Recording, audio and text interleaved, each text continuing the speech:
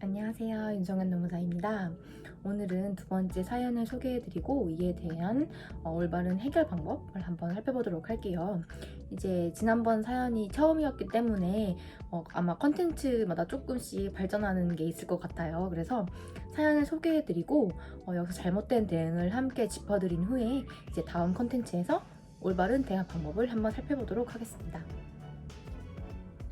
네, 요즘 제가 개설했다고 말씀드렸던 카카오톡 채널 말고도 뭐 블로그나 아니면 제 인스타그램을 보고도 질문을 많이 주시는데 어떤 경로로든 문의 주시는 거는 다 환영이고 편하신 방법으로 사연 보내주셔도 좋을 것 같아요. 그럼 한번 사연을 읽어보도록 하겠습니다. 안녕하세요. 저는 40대 중반의 여성이고 땡땡 병원에서 5년 정도 근무하다가 최근 퇴직하게 되었습니다. 병원은 근로자 30명 정도 되는 규모로 꽤 큰 병원이었어요. 이 병원에서 제 월급여는 퇴직 당시 약 400만 원 정도였습니다.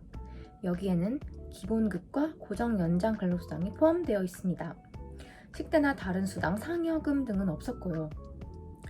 사실 처음 근로계약서 쓸 때도 근로계약서를 어떻게 봐야 하는지도 잘 모르기도 했고 그냥 회사에서 주는 거니까 맞겠지 하고 받은 것도 사실이에요. 급여가 매년 조금 오르긴 했는데 처음 근로계약서 쓸 때는 고정 연장 근로수당이란 부분이 없었거든요.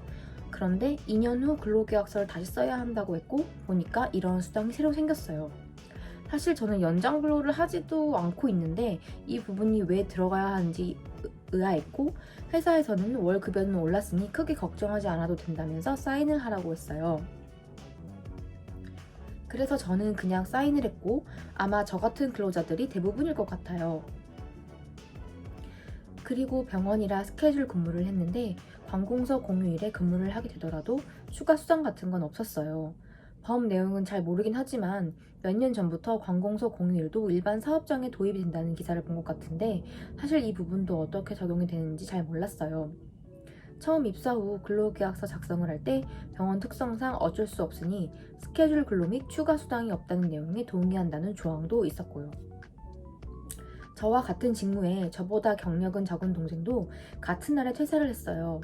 퇴사 후에 퇴직금 얘기 등을 나누게 되었고 동생 말로는 근로기준법상 퇴직금은 퇴직 후 14일 이내에 지급되어야 한다고 되어 있더라고요.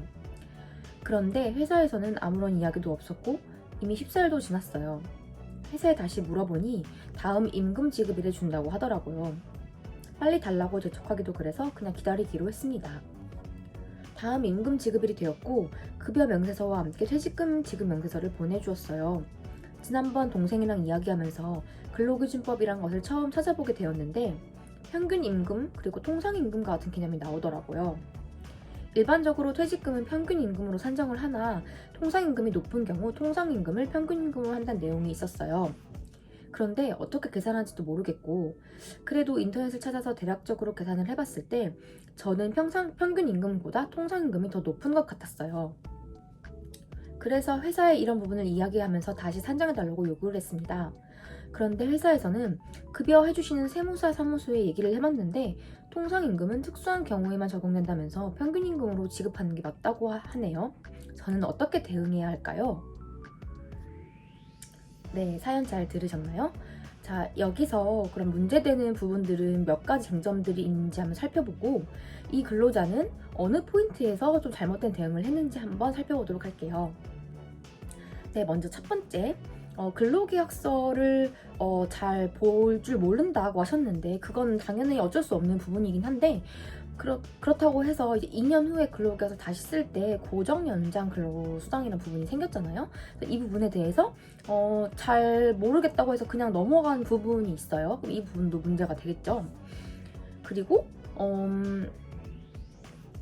두 번째로는 관공서 공휴일에 관련된 내용인데 이 관공서 공휴일에 관한 규정은 원칙적으로는 관공서에 적용되는 규정이었지만 이게 민간 사업장에도 사업장 규모에 따라서 차등적으로 적용이 되고 있는데 이제 5인 이상 30인 미만 근로자 사용한 사업장에서는 22년 1월부터 그다음에 그 더 규모가 큰 30인 이상 300명 미만 근로자 사용하는 사업장에서는 21년 1월 1일부터 적용이 되고 있고요.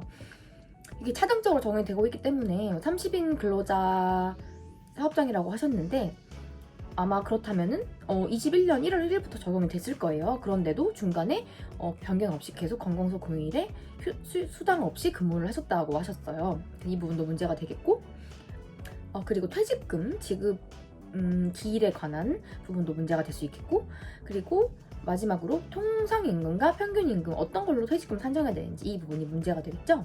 그러면 여기서 근로자가 어떻게 잘못 대응했는지 한번 살펴보도록 할게요. 먼저 첫 번째로 근로계약서를 잘 모르신다고 해서 이 부분에 대해서 그냥 검토 없이 넘어간 부분에 대해서 조금 아쉬운 것 같아요.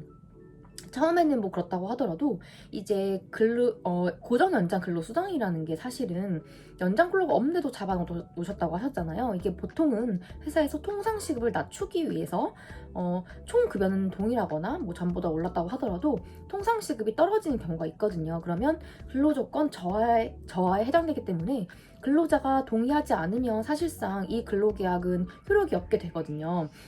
그래서 이 부분에 대해서 한번 그때 체크를 해보셨어야 하고 뭐 사연에서 정확히 나와 있지는 않지만 실제로 통상시급이 떨어졌을 가능성도 있다는 것. 그렇다면 이 근로자는 근로조건 저하를 그대로 수용한 것이 되겠죠.